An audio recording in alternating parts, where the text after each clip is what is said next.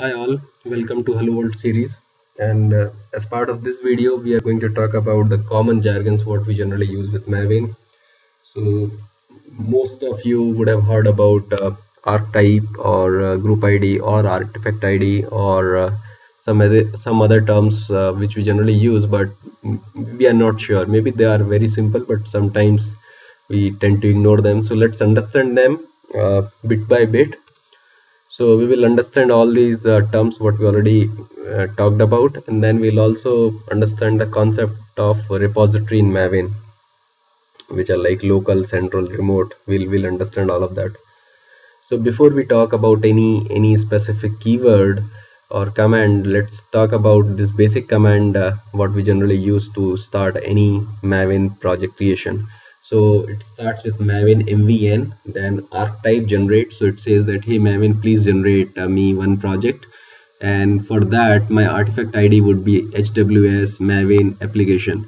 So artifact ID meaning my project name will start with HWS Maven application, that will be my root folder, and group ID will be com hello world series sample app. It means that my package Java package structure would be com hello world series and then sample app. It's pretty simple.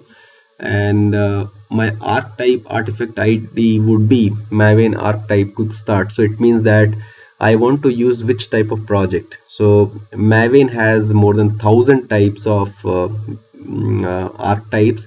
I'll show you that demo as well, that how can you find out which archetype to select, but that is going to come in maybe next second or third video. So that will follow, but for the timing you can just remember that archetype artifact ID is nothing but a type of project which you are asking Maven to create. So this string Maven archetype quick start has to be a specific one. You cannot go for your own your own choice. It should be there in the Maven repository. But when you talk about artifact ID or group ID, you can go with any of your choice. The last one, interactive mode is false, means that you're asking Maven not to ask for any confirmation while running this command. So Maven will use all its default values.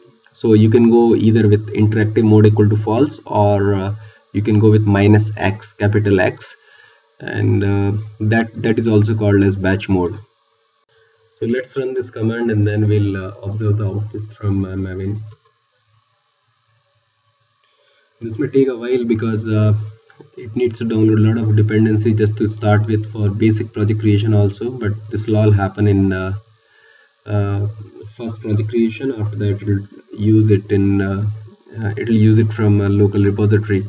But as I mentioned, local repository always the name, but I'll not talk more about that because we are just going to cover it in a moment, like local central repository and remote repository. But for the timing, you can understand that whatever it is downloading right now, it will go and store into local repository, and then it will refer it back from there. So you can see that Maven is saying that I'm generating this project in batch mode, which is nothing but a -D interactive mode equal to false. So Maven is not asking us for any confirmation. It's using its own default values. Let's map it back. So we had given artifact ID as HWS Maven application, so you can verify that this archetype is created here, and then your base directory is this one because I executed this command from here. My package was com.helloworldseries.sample app, but I mentioned that as a group ID, and you can see that group ID here. And artifact ID was HWS Maven application, so that is nothing but my project root directory, and version is taken as default 1.0 snapshot. So if I would not have given -D interactive mode equal to false, then Maven would have asked for this version, that what's the version I want. So this will be used when you try to create a package out of this project using Maven package and all that. We will talk about that. So overall build is success, and Maven has executed this command for us. Thanks Maven.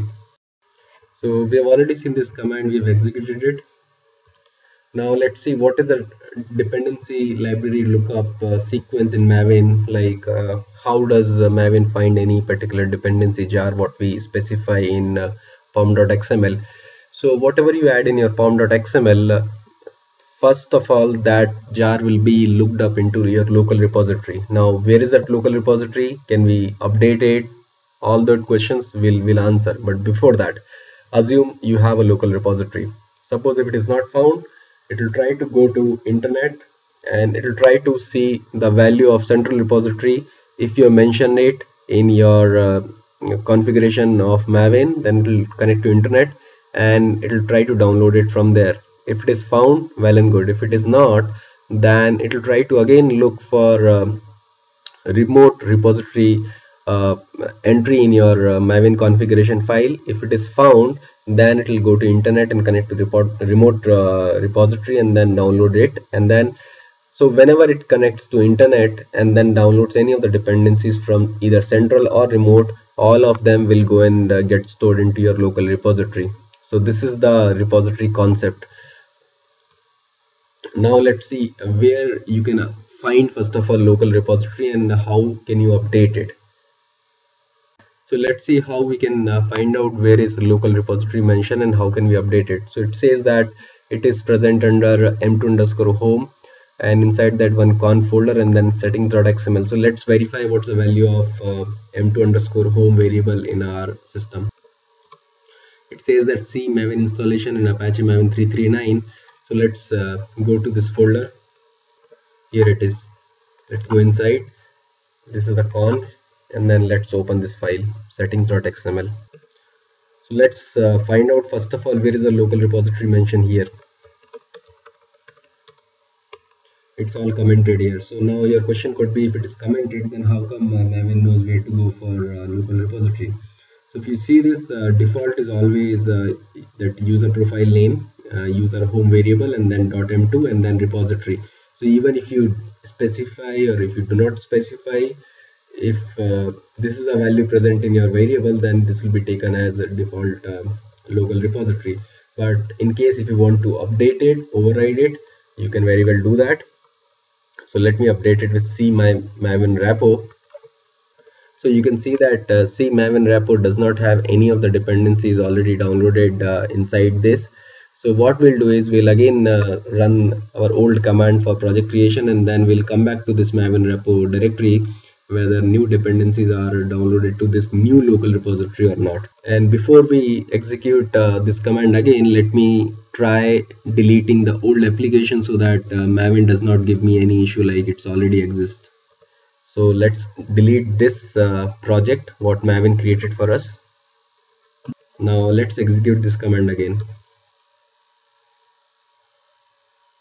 Now as we have already updated our local repository and I've cleaned up my local repository so that we'll verify whether all the dependencies are downloaded to my new local repository. So again it may take a lot of time, around 2 minutes as per my current speed, because there is no dependency available for Maven. So it's all created successfully. So let's verify whether dependencies are downloaded to our new local repository or not. Here you go.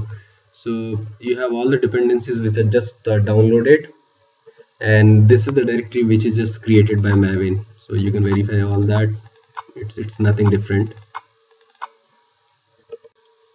Now let's see what is a central repository and where do we find it. So again, central repository entry, all the configurations, the best part about Maven is all the configurations, they reside under same settings.xml inside of Maven installation and conf folder. So this central repository listing is also present there. So let's verify how can you find it.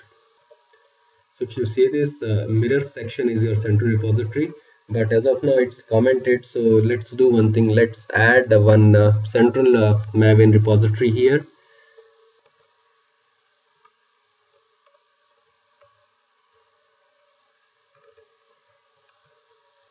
So this is your central repository. Let's see remote repository as well in our settings.xml. Here you go. So this is the repository section for your remote repository. So you can also update that. So generally you don't need to have remote repository because most of the dependencies will be available in your central Maven repository. But in case you do not have them and your Maven project creation fails, then you can very well specify remote repository as well. And the best part is you don't have to restrict to one entry. You can have a collection of repositories, like central repositories also. You can have one by one, and as they appear in your XML, they will be used. And remote repository also, you can give one by one, and all of them will be taken uh, as and when they appear in your XML. So this is best part of Maven, that they have only one XML, which is settings.xml. So thank you for watching this video, and I hope you enjoyed this video and you're also enjoying this Hello World series. So if you really like this video, you can subscribe to this channel, you can like this video in YouTube, you can add your comments, and in case if you're feeling something can be better or we can improve on this channel or these videos, please let me know by adding your comments, and I'll definitely try to improve them. Thank you so much.